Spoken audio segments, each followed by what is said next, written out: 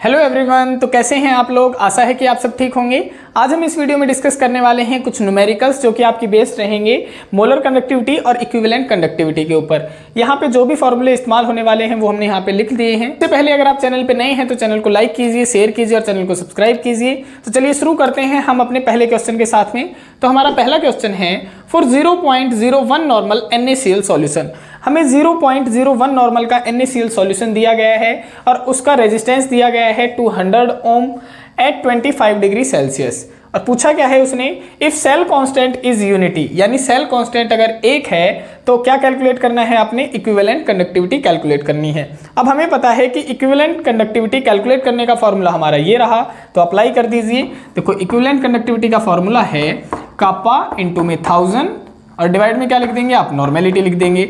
अब नॉर्मेलिटी की वैल्यू आपको दे रखी है, कितनी है, 0.01 नॉर्मल दे रखी है, तो पुट कर दीजिए। देखो equivalent conductivity is equal to kappa into में 1000 और डिवाइड में नॉर्मेलिटी की वैल्यू है 0.01। ठीक है, अब कापा क्या है, कापा की वैल्यू कैसे निकालेंगे। कापा होती है कंडक्टिविटी जिसका फॉर्मूला होता है कंडक्टेंस इनटू सेल कांस्टेंट। तो ये फॉर्मूला हम यहाँ पे अप्लाई कर देंगे इसकी वैल्यू निकालने के लिए। देखिए हम यहाँ पे लिख देते हैं conductance into cell constant, cell constant. अब सेल कांस्टेंट की वैल्यू यहाँ पे कितनी दी गई है, देखो सेल कांस्टेंट की वैल्यू दी गई है unity. If cell constant is unity, तो यहाँ पे इसकी वैल्यू तो मुझे पता चल गई, यूनिटी यहाँ पे आ जाएगा 1। और कंडक्टेंस को हम क्या लिख सकते हैं, कंडक्टेंस को हम लिख सकते हैं 1 अपॉन में रेजिस्टेंस, क्योंकि ये रेजिस्टेंस का उल्टा होता है। अब यहाँ से देखो, एक को लिखो या ना लिखो बात तो बराबर ही है। तो kappa is equal to 1 by R, क्या है रेजिस्टेंस की वैल्यू उसने दे रखी है 200 ओम। तो यहाँ पे पुट कर दीजिए 200 ओम, ये हमने पुट कर दी। ठीक है, तो ये वैल्यू किसकी आ गई, आपकी कापा की वैल्यू आ चुकी है। अब कापा की वैल्यू यहाँ पे पुट कर दो, तो देखो क्या सिचुएशन बन जाएगी आपकी, 1 बाय 200 मल्टीप्लाई में 1000 एंड डिवाइड में क्या है, डिवाइड में है 0.01। यहाँ से क्या हो जाएगा, ये 5 पे कट जाएगा, 5 पे कट गया, बचा क्या 5 बटे में 0.01। और यहाँ पे हम क्या लिख सकते हैं, देखो 0.01 को लिख सकते हैं 1 अपॉन में 100, तो हम यहाँ पे 1 अपॉन में 100 लिख देते हैं। ठीक, और 100 को हम क्या लिख सकते हैं, 100 को हम लिख सकते हैं 10 की पावर 2। अब देखो ये 10 की पावर 2 अगर ऊपर जाएगी तो 10 की पावर -2 बन जाएगी, तो हम यहीं पे लिख देते हैं देखो 10 की पावर -2। और ये 10 की पावर -2 ऊपर जाएगी तो प्लस की बन जाएगी, तो ये बन जाएगा देखो 5 इंटू में 10⁻², यानी 10 की पावर 2 का मतलब क्या है, 100 होता है। तो हम यहाँ पे 100 लिख देते हैं और 5 गुणा में 100 करोगे तो कितना आ गया, 500 आ गया। 500 क्या आएगा, इक्विवेलेंट कंडक्टिविटी की यूनिट क्या होती है, इसकी यूनिट होती है पर ओम ग्राम इक्विवेलेंट, यानी पर ग्राम इक्विवेलेंट सेंटीमीटर स्क्वायर, ये इसकी यूनिट होती है। तो ये आपकी किसकी वैल्यू आ चुकी है, इक्विवेलेंट कंडक्टिविटी की वैल्यू आ चुकी है, जैसा कि क्वेश्चन में उसने पूछा था। अब हम सेकंड क्वेश्चन करते हैं। क्वेश्चन नंबर 2 है हमारा, the resistance of A 1 normal solution. आपको क्या दिया गया है, रेजिस्टेंस दिया गया है कितने नॉर्मल सॉल्यूशन का, एक नॉर्मल सॉल्यूशन का कितना दिया गया है, 50 ओम दिया गया है रेजिस्टेंस, यानी रेजिस्टेंस की वैल्यू कितनी है, 50 ओम है। ठीक है, 50 ओम। नेक्स्ट कह रहा है calculate the equivalent conductance of the solution. आपने निकालना क्या है, आपने निकालना है इक्विवेलेंट कंडक्टेंस, यानी आपको ये तो पता चल गया कि फॉर्मूला हमने ये वाला इस्तेमाल करना है। ठीक है, फर्दर कह रहा है if the 2 platinum electrode in solution are 2.1 centimetre apart. कह रहा है कि 2 प्लेटिनम की इलेक्ट्रोड हैं और उन दोनों प्लेटिनम की जो दूरी है वो कितनी है, 2.1 सेंटीमीटर है, यानी लेंथ उसने दे दी 2.1 सेंटीमीटर। नेक्स्ट हमें कह रहा है each having an area of 4.2 centimetre square, और उसका एरिया कितना है, एरिया दे रखा है 4.2 सेंटीमीटर स्क्वायर। तो यहाँ पे फॉर्मूला आप क्या लगाएंगे, इक्विवेलेंट कंडक्टिविटी का फॉर्मूला लगा देंगे, और फॉर्मूला है आपका is equal to kappa into में 1000 और डिवाइड में क्या है, नॉर्मेलिटी है। तो नॉर्मेलिटी तो आपको पता है क्या दी गई है, देखो यहाँ पे ये कहाँ लिख दी, देखो ये रही 1 नॉर्मल दे रखी है, तो नॉर्मेलिटी तो आपको पता चल गई कि नॉर्मेलिटी है हमारे पास में 1। तो कापा इंटू में 1000 और डिवाइड में आ गई आपकी नॉर्मेलिटी 1। तो इसे तो आप लिखे या ना लिखे बात तो बराबर ही है। अब मेन काम है आपको क्या निकालना है, कापा की वैल्यू निकालनी है, और कापा की वैल्यू निकालने के लिए फॉर्मूला आप अप्लाई करेंगे कंडक्टेंस इनटू सेल कांस्टेंट। तो लिख लेते हैं यहाँ पे kappa is equal to conductance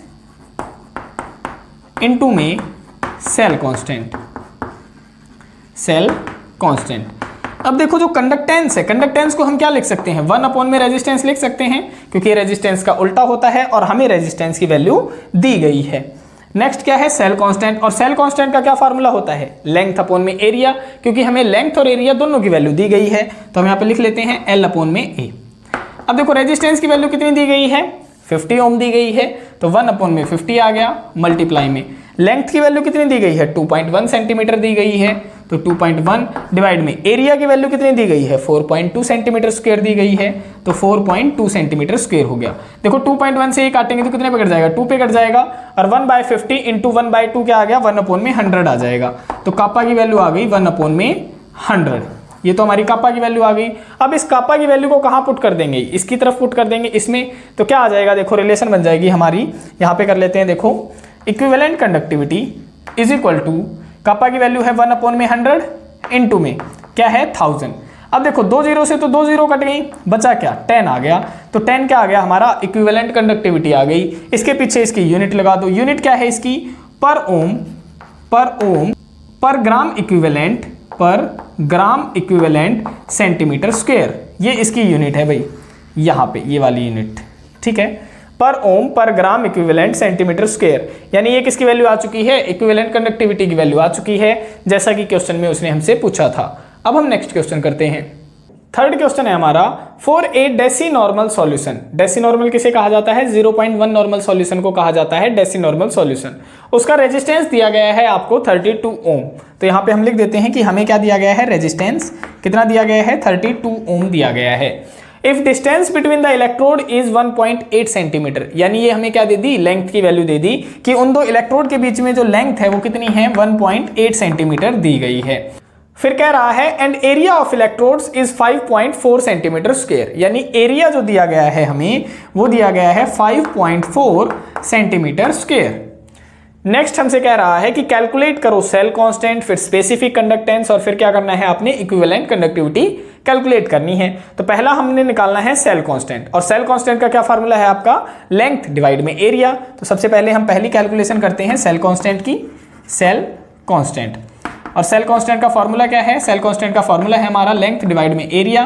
तो कर दो भाई, लेंथ क्या दी गई है, 1.8 सेंटीमीटर है, तो 1.8 डिवाइड में एरिया कितना है, 5.4 सेंटीमीटर है। जैसे आप इसे काटेंगे कितने पे कट रहा है, 3 पे कट रहा है, तो 1 अपॉन में 3, यानी इसे जब सॉल्व करेंगे तो कितना आ जाएगा, 0.33 पर सेंटीमीटर आ जाएगा आपका सेल कांस्टेंट। ये आपकी वैल्यू आ चुकी है। नेक्स्ट क्या है, स्पेसिफिक कंडक्टेंस। देखो स्पेसिफिक कंडक्टेंस कह लो या कंडक्टिविटी कह लो, दोनों ही बातें क्या होती हैं, सेम होती हैं, और ये क्या है, हमारी कंडक्टिविटी की वैल्यू है। तो फार्मूला आप ये वाला अप्लाई करेंगे, तो कर दीजिए फार्मूला आप अप्लाई। देखो सेकंड कैलकुलेशन हम यहाँ पे कर लेते हैं कि हमने निकालनी है स्पेसिफिक कंडक्टेंस यानी कंडक्टिविटी यानी काप्पा, और काप्पा का फार्मूला क्या है, कंडक्टेंस इनटू में क्या है, इनटू में है सेल कांस्टेंट, तो लिख लो इनटू में सेल कांस्टेंट, सेल कांस्टेंट। अब देखो कंडक्टेंस किसका उल्टा होता है, रेजिस्टेंस का उल्टा होता है, तो 1/r हम लिख सकते हैं, मल्टीप्लाई में सेल कांस्टेंट की वैल्यू कितनी निकाली थी, 0.33 निकाल रखी है, या फिर 1/3 भी आप लिख सकते हैं, तो हम 1/3 ही लिख लेते हैं, ठीक है, 1/r। और रेजिस्टेंस की वैल्यू कितनी दी गई है, देखो रेजिस्टेंस की वैल्यू दी गई है 32, तो लिख लीजिए 1/32 मल्टीप्लाई में 1/3 कितना हो जाएगा, देखो इससे मल्टीप्लाई करेंगे तो 3 दूनी 6 3 3 9, यानी 1/96 हो जाएगा। किसकी वैल्यू आ गई, ये आ गई हमारी कंडक्टिविटी की वैल्यू। और इसकी यूनिट क्या होती है कंडक्टिविटी की, इसकी यूनिट होती है पर ओम पर सेंटीमीटर।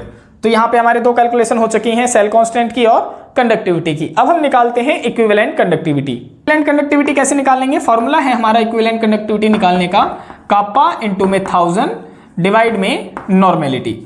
अब कापा की वैल्यू हमने अभी निकाली थी, क्या निकाली थी, 1 अपॉन में 96 निकाली थी, तो 1 अपॉन में 96 हो गया, मल्टीप्लाई में 1000 है तो 1000 हमने लिख दिया, और डिवाइड में क्या है, नॉर्मेलिटी। और नॉर्मेलिटी कितने सॉल्यूशन है, देखो 1/10 का सॉल्यूशन है, यानी 0.1 नॉर्मल का सॉल्यूशन है। हम इस तरीके से लिख सकते हैं उसे, या फिर आप ऐसे भी लिख सकते हैं 1 अपॉन में 10, कोई मसला नहीं है, ठीक है। तो अगर ये 10 की पावर पॉजिटिव में है, ऊपर जाएगा तो 10 की पावर -1 बन जाएगा, तो हम यहीं पे लिख लेते हैं 10 की पावर -1। और ये -1 पावर अगर ऊपर की तरफ जाएगी तो क्या बन जाएगा, +1 बन जाएगा, तो हम यहाँ पे लिख सकते हैं मल्टीप्लाई में 10। अब क्या हो गया, देखो ये बन गया, ऊपर 10,000 बन चुका है, 10,000 और डिवाइड में 96। जैसे ही आप इसे सॉल्व करेंगे इसका आंसर आ जाएगा 104.16 और इसकी यूनिट क्या होती है इक्विवेलेंट कंडक्टिविटी की? इसकी यूनिट होती है पर ग्राम इक्विवेलेंट पर ओम सेंटीमीटर स्क्वायर, ये इसकी यूनिट हो जाती है। तो ये आ गया आपका इक्विवेलेंट कंडक्टिविटी जो कि क्वेश्चन के अंदर पूछा गया था। अब हम नेक्स्ट क्वेश्चन करते हैं। क्वेश्चन नंबर 4 है हमारा, the strongest oxidising agent is. हमसे क्या पूछ रहा है कि इनमें से कौन सा सबसे ज्यादा स्ट्रॉन्गेस्ट ऑक्सीडाइजिंग एजेंट है। और ऑक्सीडाइजिंग एजेंट कौन से होते हैं भाई? ऑक्सीडाइजिंग एजेंट वो होते हैं जो दूसरी स्पीसीज को तो क्या करते हैं, ऑक्सीडाइज करते हैं, और खुद क्या होते हैं, रिड्यूस होते हैं। यानी खुद का क्या होगा, यहाँ पे हम हिंदी में लिख देते हैं, खुद का होगा रिडक्शन।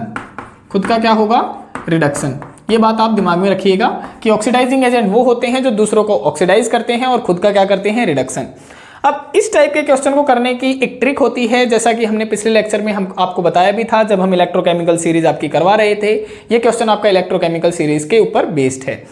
वहां पे हमने बताया था कि जो भी वैल्यू आपको ज्यादा दिखाई देती है वो वैल्यू किसकी तरह बिहेव करती है, कैथोड की तरह बिहेव करती है।